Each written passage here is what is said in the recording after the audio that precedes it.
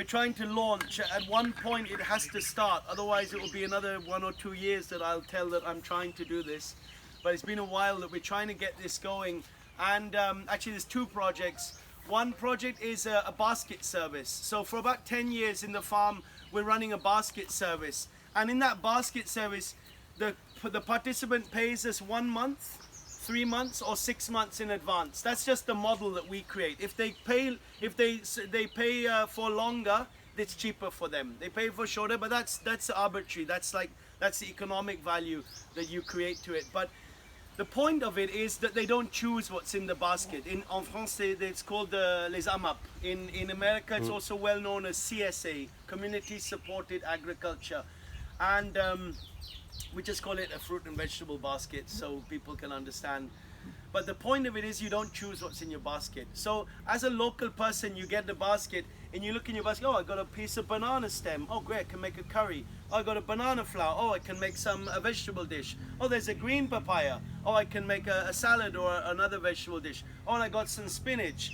And I've got some, I've got some drumstick spinach. This is the famous drumstick spinach. This is the amazing medicinal and nutritional value this plant has. So you get a bit of this in your food, and you can also add a bit in a smoothie or a bit in a chutney, and then you have some lady's finger, some cluster beans. Maybe there's some bananas. Maybe there's some custard apple. It's a custard apple season. Maybe there's some amla.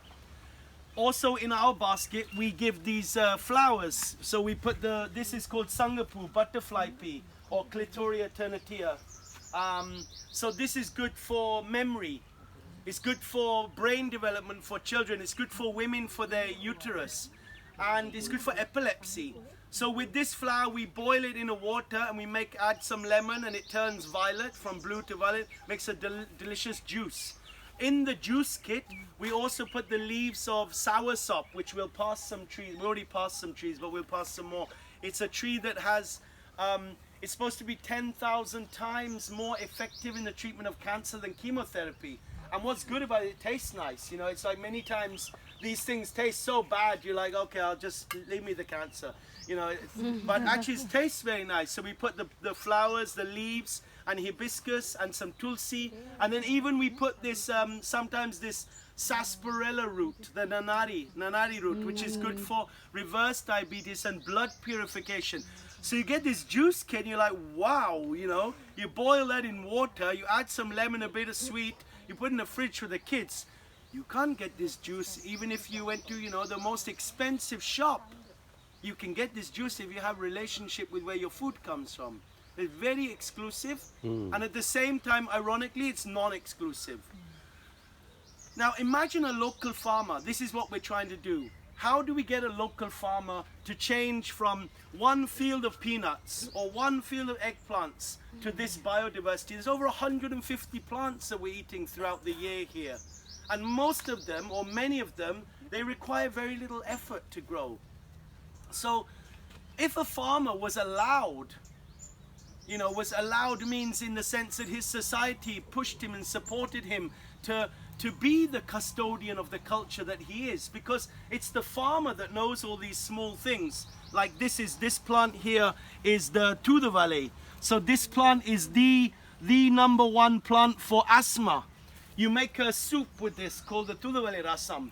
So Tamilians, Westerners, North Indians, they all come here. They go, ooh, wow, what's that? It's so nice, It's a Aurovillians. It's a weed, nothing special. There's so many examples of plants like that. I mean, here there's very little of it, but there's a plant here called the Ponangani spinach. It's actually in the lunch today. It's growing quite well over there. So this is good for your skin and good for your eyes. I gave for my daughter the other night, dinner, and she said, Daddy, what's for dinner? I said, it's a spinach. She said, oh no, I don't want spinach for dinner. I said, when do I ever give you bad food? And she finished the whole bowl. There was nothing left for me. I was like, well, there's other people to eat as well. It's so delicious, like this plant as well here. I don't know if you can see that. This is called the devil's backbone. In Tamil, we call it pirandai. It's good for your bones, calcium. And when you make a chutney from it, it's so tasty.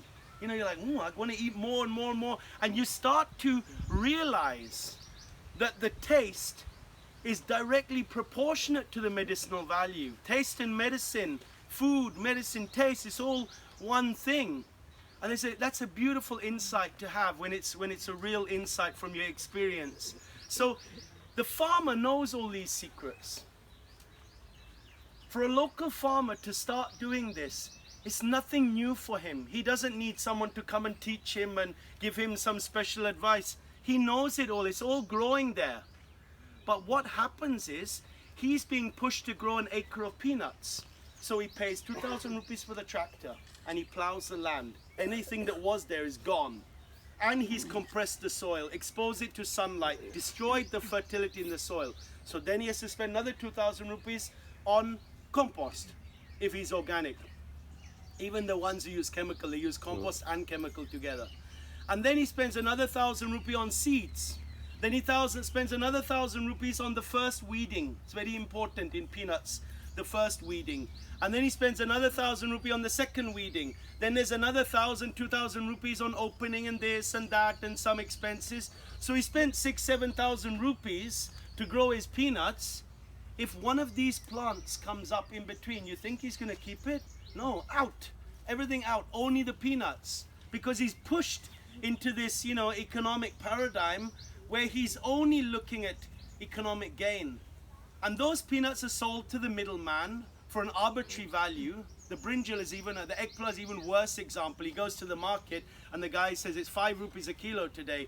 He's like, well, it cost me 10 rupees a kilo to grow them. This is not a myth, I'm telling you. This is a common problem that farmers are facing.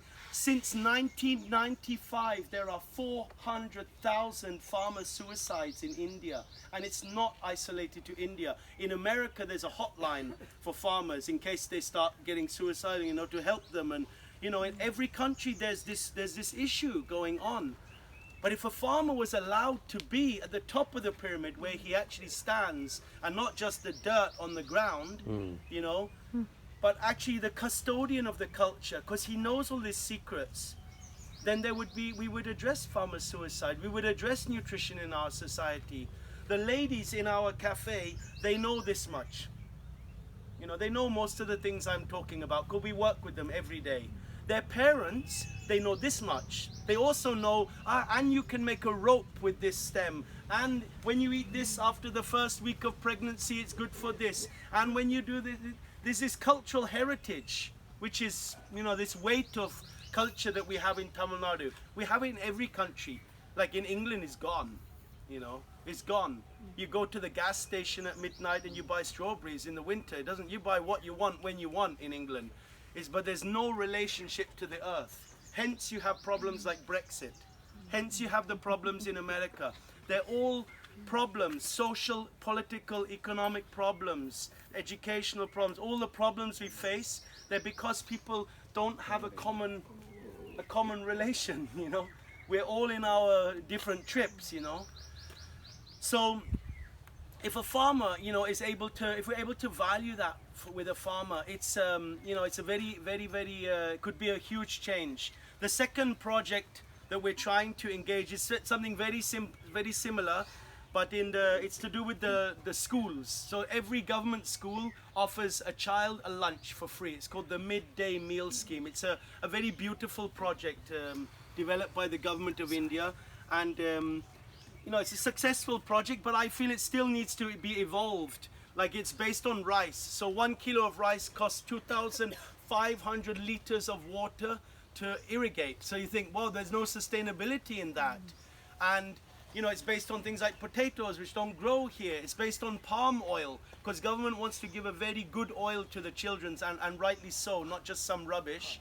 But the palm oil is responsible for deforestation. So there is an evolution needed. Now, if the government, the society, the schools, NGOs, I don't know how it would work, could honor a local farmer economically, and he say, okay, once a week you give us the drumstick spinach, that's one meal. Once a week we'll have, the tudavali in a rasam. And once a week we'll have a vegetable dish with the chicken spinach, the Telenium triangulare. Once a week we'll do a vegetable dish with the papaya. And once a week we'll do a ponangani spinach. Once a week we'll give all the kids the blue flower juice. We'll use the tamarind leaves in the samba. Traditionally was used. It's very good for reverse diabetes. Has a very nice taste.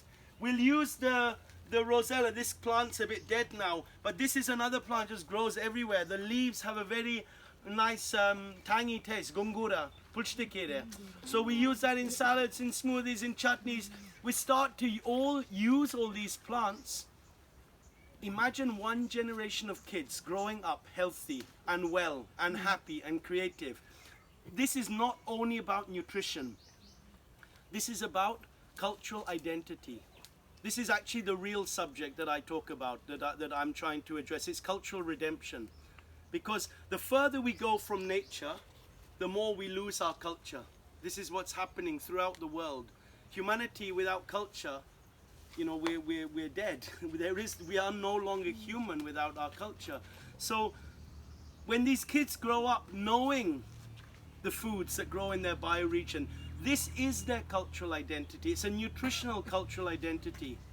And you know, you just worry, like, if this doesn't happen, if we don't find a way forward with that, where do we go? That's, I can, if you look a little carefully, the problems you see in America and England are a problem of loss of culture. And that is refound by looking at our relationship through Mother Nature. So not only nutritional, it's about cultural identity as well. Okay, we can go this way.